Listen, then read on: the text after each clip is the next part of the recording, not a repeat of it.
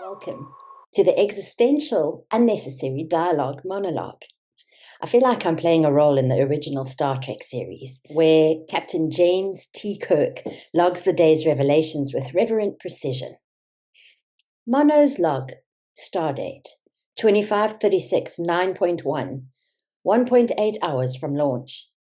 This is the maiden voyage of the Mono series, and I begin as I intend to continue, boldly stepping into the light, to go where no soliloquy has gone before, to think differently, to blaze a trail towards the natural laws of this extraordinary and expanded fifth-dimensional reality.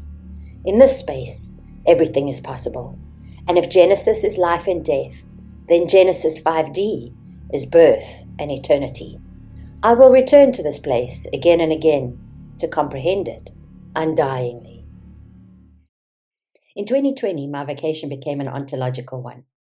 Big words there. In simpler terms, since 2020, my job has been to study and explore human behavior, how we exist, perceive, and create reality.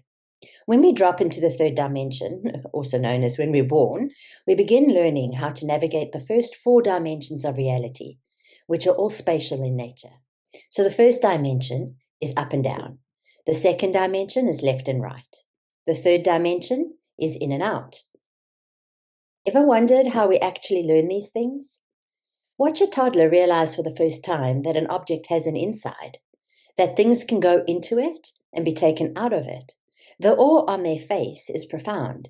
Something we now take completely for granted is, to them, a literal miracle. The fourth dimension is time and space. This is where source frequency is extrapolated into movement through experience, giving a timeline to frequency, creating the illusion of a past, a present, and a future. Here we begin to believe in sequence, in cause and effect, in before and after. But really, it's just energy dancing in slow motion so that we can observe it, learn from it, and call it life. In the fifth dimension, it's the singularity, and here everything changes.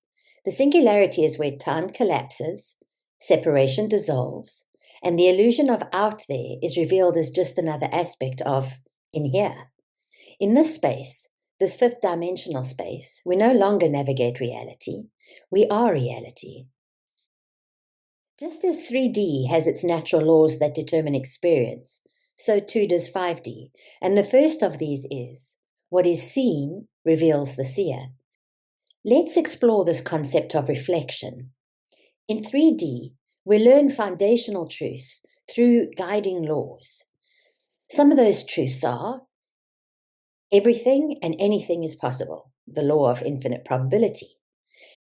There is only me, myself, and I, the law of one. Everything and everyone reflects me back to myself, the law of being. Everything is energy. I am energy and I am everything. I am both the frequency I emit and the frequency I receive. I am electromagnetic in nature, the law of attraction. As we move through the fourth dimension, the developmental years of our early life, roughly the first 7 years, we begin to experience reality as separate from ourselves. Time stretches into yesterday, today and tomorrow. Actions begin to have repercussions, and we start to understand the rhythm of cause and effect. What was once a unified field of experience starts to fragment. The illusion of separateness begins. Let's quickly recap what we now know to be true about who and what we are. I am eternal. I exist infinitely. There is no beginning and no end. I am, as is everything, energetically connected to Source as one unified entity. So then, how do we reconcile this oneness with the experience of separation and the rhythmic dance of cause and effect? We begin to make sense of it by likening reality to a virtual simulation. From that lens, the strange truth becomes easier to grasp. There is nothing external to our conscious awareness of self. Everything exists because we think it into existence. Imagine slipping on a virtual reality headset and bodysuit and being instantly transported into an illusionary world. Everything looks, sounds, and feels real, but none of it actually exists beyond your perception of it. Everything is coded, a hyper-realistic game. You know that the people, the places, and things you interact with are simply programmed elements responding to your movement, choices, and presence. Nothing truly exists independently. It is all rendered by your awareness. Everything requires the observer.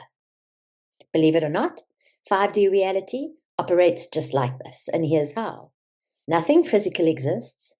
All is energy. Matter is merely perceived through our senses. Everything is predetermined. It's a game, already coded with all possibilities. Free will exists not in creating the code, but in choosing which timeline to step into. I control the simulation through my will. I experience exactly what I choose to experience. Mastery of a level expands me to the next. Evolution is encoded into the game itself.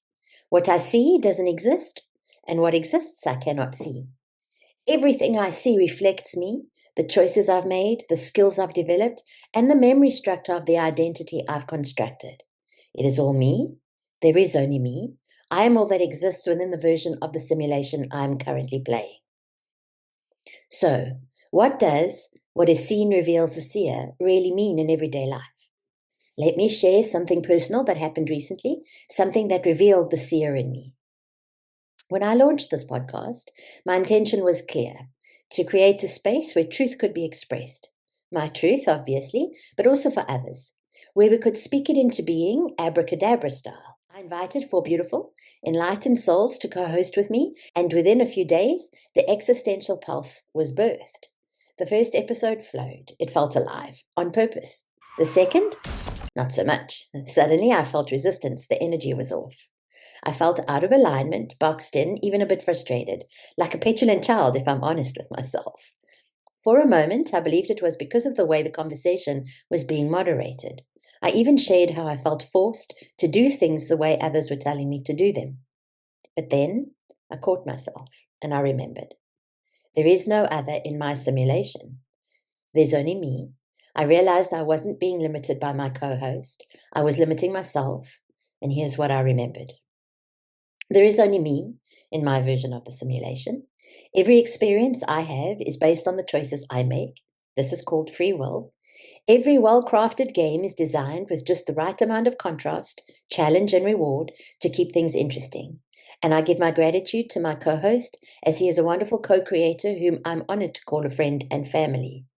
I am the cause of the phenomena in my life, good, bad, or indifferent.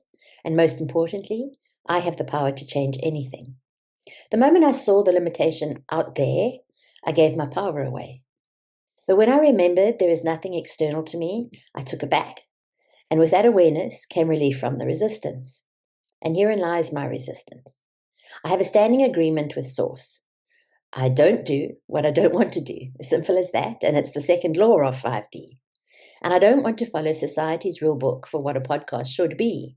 I don't want to create content the way we're told to in order to attract viewers. That's not my job. That's Source's job. My job is to show up, to speak my truth, to explore what's real for me and invite others to do the same. So yes, I felt resistance. But the resistance wasn't the problem. The resistance was the message. And that message whispered, stop hiding behind your co-hosts, step forward alone. Now, am I ready for that? No. Will I ever be? Sure, everything's possible. But for now, I found a way to meet myself halfway. Enter the unnecessary dialogue monologue. You all know that Steve considers any conversation longer than 10 words unnecessary dialogue, and all judgment is self-judgment. So I recorded a 15-second intro. That's way too long by today's standards. I've told no one I've recorded the UDM diaries, unnecessary dialogue, monologue diaries, and I like it this way because it's allowed me to step into the light, publicly incognito. So now I have 2 podcasts running side by side, one with my brilliant co-hosts and one with me, myself, and Ilene. Ilene, for those wondering, is the name I was given when I first rode a Harley-Davidson motorcycle and repeatedly dropped it on left turns. But that's a story for another time. So here I am, front and center, speaking into the field, and finally understanding what it means when we say, what is seen reveals the seer. It's all me. There is nothing external to me. Everyone I interact with, everything I experience is reflecting back what I am feeling in the moment. There is nothing outside of my own conscious awareness of myself. Life is me, playing a game with myself, and I've finally begun to enjoy it for all that it is and for all that it offers to be. And if you've managed to find me, if you've made it through the 15-second intro, which they say is too long for your concentration, and you stayed with me through all the unnecessary dialogue to this moment, then you are one extraordinary light being. And I am beyond thrilled to be speaking this 5D frequency with you. We're not just talking about reality. We're rewriting it, one awareness at a time. So here's to the bold ones, the curious ones, the ones who know they're the code and the key. This is the Existential Pulse. This is the UDM Diaries. And this is just the beginning. Mic drop. Timeline shifted. And we're out. Next week, please join me in a multi-dimensional debate with my skeptic self as we explore the question, do we or do we not live in a simulated reality? Join me as I challenge, question, and unravel both sides of the paradox, and maybe, just maybe, bend your reality a little in the process.